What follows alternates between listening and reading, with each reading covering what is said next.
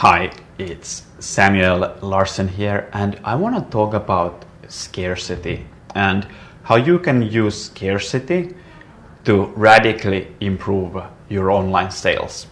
But scarcity is a thing that needs to be used correctly, otherwise it can really backfire on you.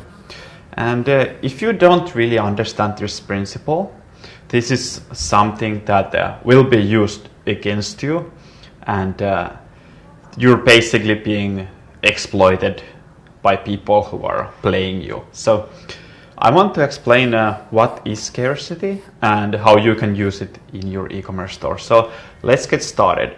The basic principle is that people tend to not value things that are too available for them. So scarce things are looked at as more valuable just because they are not quite as available. And you could argue multiple ways why this is. Typically, people argue that it goes back to our evolutionary nature, where we wanted things that weren't so available. So think about this for a moment. Like, how often do you appreciate like a breath of air, for example, or water? You know? Would you say like those are probably the two most important things for a human being? However, we probably don't appreciate them as much as we should.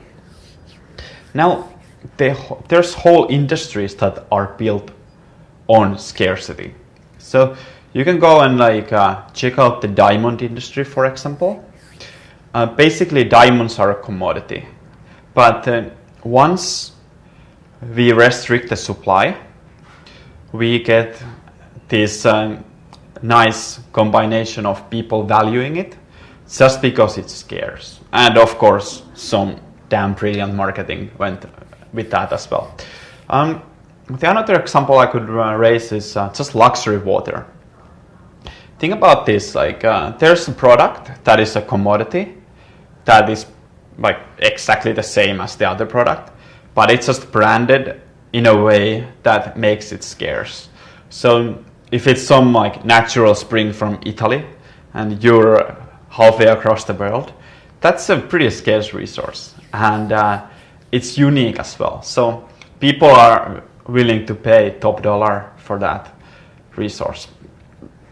Now, scarcity doesn't so much create demand as it minimizes procrastination though. So you could make things scarce, but if people have zero interest in them from the beginning, it's not going to move them into buying. So think of it as more of a procrastination buster rather than something that can make people buy anything. So you cannot really make like and go sell ice to Eskimos if they don't want it.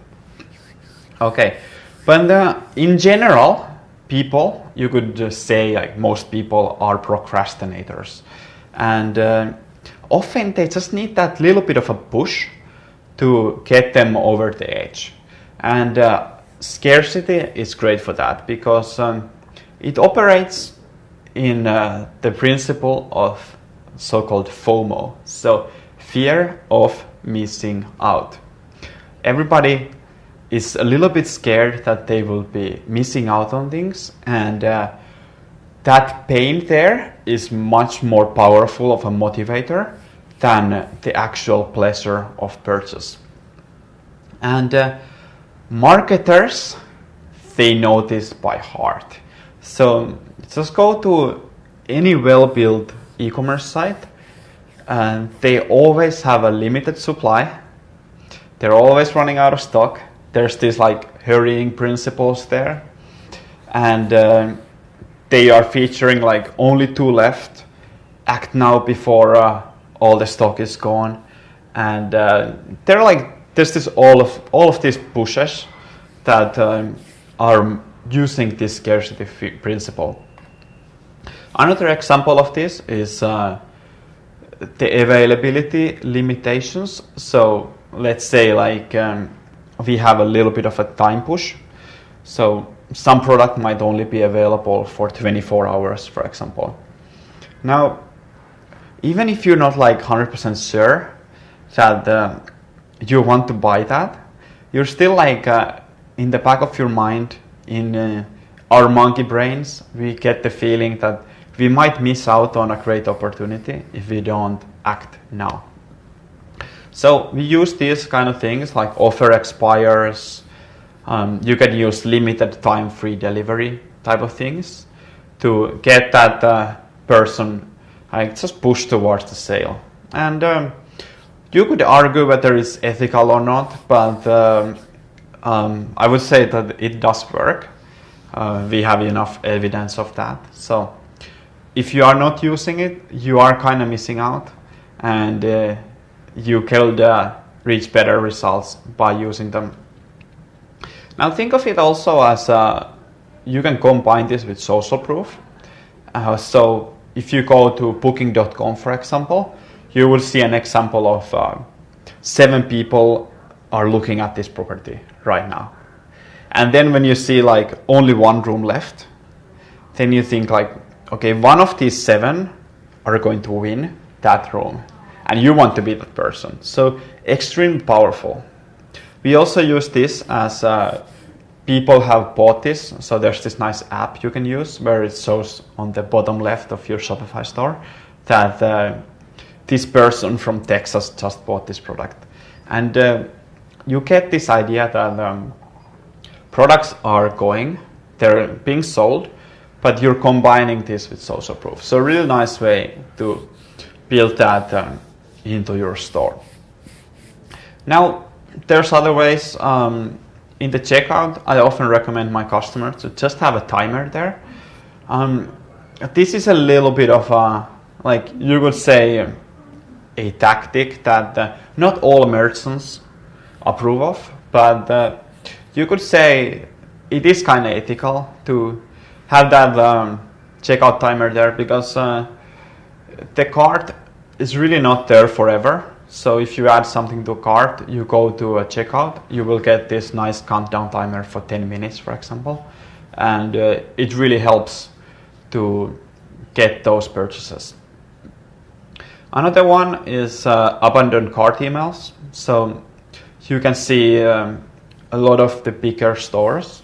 If you go there and just for fun and education, you can go in there and abandon carts, and you will get an email sequence. You will basically get their email sequence, and then you can learn from it. You can copy it to your own store and reach better results. Now, most of them just say like, okay, we reserved this for you, but we cannot reserve them forever. So you have like X amount of time to purchase these, and that way you can push the customer. Now, did they really reserve these items for me? Not really, no. But it still like pushes me towards a purchase, because there's that FOMO again, fear of missing out. It's just last chance, fear of loss principle. And yeah, just use these principles. You can build your product to be exclusive by having not so much on the stock, and kind of like build that exclusivity that is associated with scarce resource and perceived value. But I gotta finish this video with word of warning, because it's kind of like, you could say it's an icky tactic. And if you overuse this and have a lot of like false urgency, that can kill customer trust and loyalty. So be careful and use it with a brain. Don't just like spam all these urgency things and like stack them on top of each other and like go all out, because people will see through it. So just be honest and don't overdo it, please. All right, that does it. Thank you very much for watching, and make sure to subscribe for more videos, and I'll see you on the next one. Cheers.